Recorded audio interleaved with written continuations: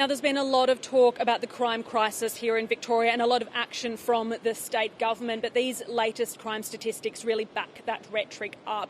In some cases, we've seen crime numbers, so incident offence numbers, breaking records, the highest they've been since records began 20 years ago. I'll run you through some of the headline figures.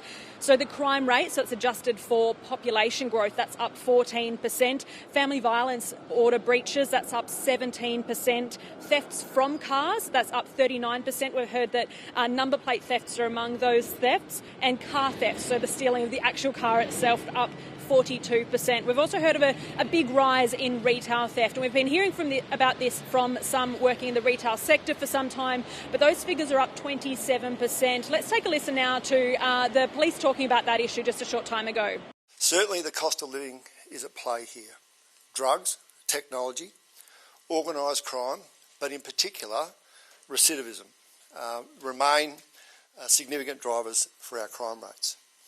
Our intelligence shows repeat offences are responsible for a significant proportion of all crime here in Victoria.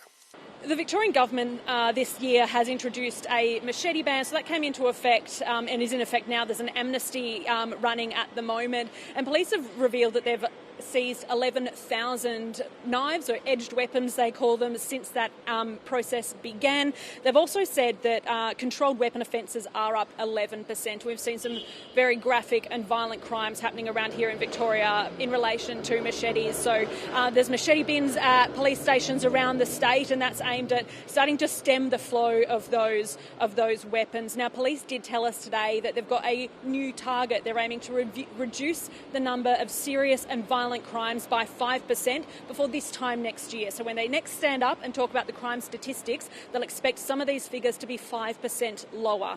There is no doubt this will be a challenge, but we are confident that in the foreseeable future, the crime will reduce and our community remains and feels safe as possible. The Victorian government has been making big moves to try to tackle this crime problem here. They've been changing bail settings, and those bail settings will change progressively up until about March next year, in addition to banning machetes. But we're hearing from police that they also want a bigger focus on prevention, and we were told today that they'll have some kind of announcement and a bit of a shift of their focus within the next couple of weeks. So we're told by October sometime. So it's very clear at the moment that while these crime statistics, they are, to a degree, I'm sure for many, a bit alarming. We're told that it's a work in progress to start bringing them down.